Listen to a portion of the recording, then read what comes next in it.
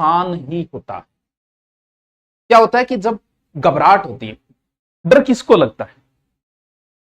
वो काट के योद्धा होते हैं जिन्हें भय नहीं लगता, क्योंकि भय एक मूल संवेग है।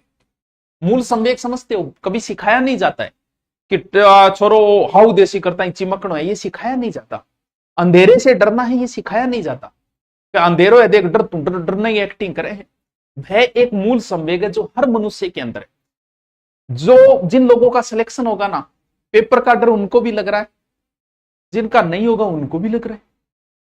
क्यों? वो काट के योद्धा होते हैं जिन्हें भय नहीं लगता। और सिचुएशन को अगर जैसे कई बार मान लो कि आपको कहीं स्कूल में डेमो देने जाना है, आपका पहला दिन है, तो आपके अंदर एक घबराहट आ जाती है।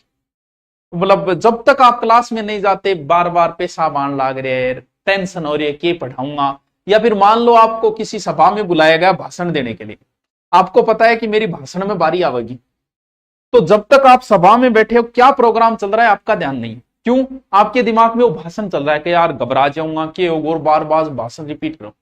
लेकिन जैसे ही आप माइक के ऊपर आए, या जिस क्लास में आपका आज डेमो है एज ए टीचर, जिस क्लास के अंदर आप गए, जब तक आप उस क्लास में नहीं जाते या जब तक भाषण के स्टेज पे नहीं जाते, भय आपको तब तक ही लगता है। यानी कहते हैं कि जब सिचुएशन को टैकल कर लिया जाए, भय समाप्त हो जाता है। जिस चीज से भय लग रहा था, उस चीज का अगर सामना हो जाए तो भय समाप्त हो जाता है। वैसे ही पेपर से पहले एक बीपी हाई लो ऊपर नीचे हो जाती है, स्वाभाविक है, तैयारी करने वाले सबके साथ होता है। तो सिचुएशन का एक ही तरीका है कि जैसे ही आपके हाथ में पेपर आए, 2-3-4 मिनट तक आप कुछ मत करो, बस पेपर को ऐसे देखते रहो जैसे शाहजहां ताजमहल को देखता था। उसको निहारो, आराम से देखो, 1-2 मिनट का काम होता है। उसके बाद में आपकी बीपी एकदम सही हो जाती है। उस घबराहट में आपने रोल नंबर भर दिए तो लगभग तो गलत ही भरेंगे। नहीं भरना है, 2-4-5 मिनट से कोई फर्क नहीं पड़ेगा। आराम से, अधिकतम 5 मिनट है, 5 मिनट में आपकी बीपी सही, सब कुछ नॉर्मल हो जाता है। क्यों? क्योंकि अब आपको जिस चीज का भय लग रहा था, उस भय का आपका सामना हो गया। सामना होते ही भय खत्म। फिर क्या है? जब तक सामना ना हो भय तब तक है। तो थोड़ा सा पेपर जैसे ही हाथ में आए, अगर आपको ऐसा लग रहा है कि मुझे घबराहट है, तो 2-3-4 मिनट में आपकी घबराहट मिट जाएगी। इसलिए उस समय थोड़ा धैर्य रखो। कोई जरूरी नहीं है 5 मिनट में क्या फर्क पड़ता है, आराम से बैठे रहो, पेपर को देखते रहो। उस घबराहट में रोल नंबर वगैरह मत भर देना, नहीं आगे को होगा गुरुजी मेरे OMR में रोल नंबर गलत हो गया। ये वही है। क्या करना है? पहला प्रश्न आता है कन्फर्म, भरना है। वेट नहीं करना है कि मैं दूसरे राउंड में भरूंगा, नहीं, ये प्रश्न आपको कन्फर्म आ रहा है, भर दिया आपने। उसके बाद मान लो 5 नंबर क्वेश्चन आ रहा है, भर दिया आपने, ठीक है, कन्फर्म आ रहे। कुछ क्वेश्चन ऐसे होंगे जो आपको आते ही नहीं, करना ही नहीं है, आते ही नहीं। जब आते ही नहीं तो यार क्या रिस्क लोगे तुम उन पर? इसका मतलब सीधे ही लगा दो कि ये 2 नंबर प्रश्न मेरे को आता ही नहीं है, मेरे को करना ही नहीं है इसको। क्यों? क्योंकि तुक्का मारोगे तो गलत जाएगा। ऐसे करते करते जब आप लास्ट तक पहुंचे 120 तक और सही सही प्रश्न किए, तो मैं आपको देता हूं कि आपके 70 या 80 से ज्यादा नहीं हो सकते पहले राउंड में, कि आप मुझे सही सही करने और आपकी तैयारी अच्छी है, तो आप 60-70 तक पहुंचोगे। अब एक चीज तो आपके समझ में आ गई, इतना ही पहुंच पाओगे सही सही में। लेकिन करना क्या है कि यह प्रश्न मेरे को नहीं करना। 3 नंबर प्रश्न में आप 2 ऑप्शन में आ गए थे, उस प्रश्न को आपको ऐसे लगाना है।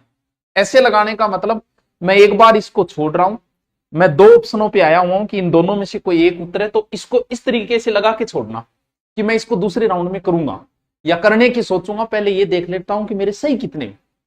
अब इस बात का आपको पता चल गया कि पेपर ठीक ठाक है, लेकिन कितना ही ठीक ठाक हो, 70-80 में सिलेक्शन तो नहीं होगा। क्यों? क्योंकि कोई व्यक्ति हो अगर जिसे विशेष आरक्षण का फायदा नहीं है, तो जितने आ रहे हैं उतने करने से सिलेक्शन नहीं हो सकता। रिस्क उठानी पड़ेगी। वो रिस्क अब उठानी है, किन प्रश्नों में उठानी है वो बता रहा हूं। पहले राउंड में आपने कर दिए कि 70 से 80 हुए कि यार पेपर थोड़ा इजी सा है और 70-80 से मेरा सिलेक्शन नहीं हो सकता। अब आओ दूसरा राउंड। उस दूसरे राउंड में वही प्रश्न करने जिनको आपने ये लगाए, कम से कम ऐसे 30 प्रश्न होंगे। क्योंकि 70, अगर आपने 70 कन्फर्म किया ना, एकदम कन्फर्म कर दिया आपने 70 पूरा पूरा कन्फर्म, मैं दावा ठोकता हूं 5 गलत होंगे इसमें, चाहे आपने कितने ही सही कर दिए होंगे। और नेगेटिव करोगे 1/3 करे तो कितने कट गए, 7-8, यानी कितने गलत हो गए, लगभग 7 और नीचे आ गए ना। इसका मतलब सही सही वालों में भी गलत होंगे। आदमी सही सही करके सोच के आता है, जैसे एग्जाम हॉल से बाहर निकलता है उसके मन में होती है 120 में 100 सही है, फिर थोड़ा सो 12 आगे गाड़ी में बैठे हो 2-4 मिलाया, बोलो ओ गलत हो गया, कोई नहीं तो एक ही तो गलत हो है। थोड़ी देर गाड़ी और चाली, अच्छा दो, कोई नहीं तो 5 और गलत मान लियो, यहां करतो वो नीचो आओगे, घरे पहुंचाओगे तब 10 से 1 बिंगा 15 गलत हो जाए, लेकिन अभी तक बंदे की कॉन्फिडेंस है कि 5-10 ही तो गलत है, सिलेक्शन तो है ही। फिर मास्टर जी बताई कि बताते हैं हवा निकल गई, क्योंकि इतना 20 से गलत हो गया। तो 2 ऑप्शन अगर आप 30 प्रश्नों में मान लो 2 ऑप्शन पे आई, मैं क्यों बोल रहा हूं कि रिस्क उठाना, क्योंकि सही सही करके उतने से काम नहीं चलने वाला है। आप थोड़ा सा सिलेक्शन के लायक और थोड़ा आपका आईक्यू है तो आपको पता चल जाता है कि इस पेपर की मेरिट लगभग ये रहेगी।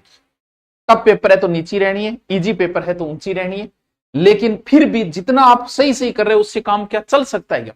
और मान लो 120 में से आप सही सही कर दिए, आपने 110 या 100 कर दिए, तो आप मान सकते हो यार मैं नजदीक हूं, क्योंकि 100 किए तो 10 गलत हो जाएंगे, वैसे करते करते 85 पे आ गए आप।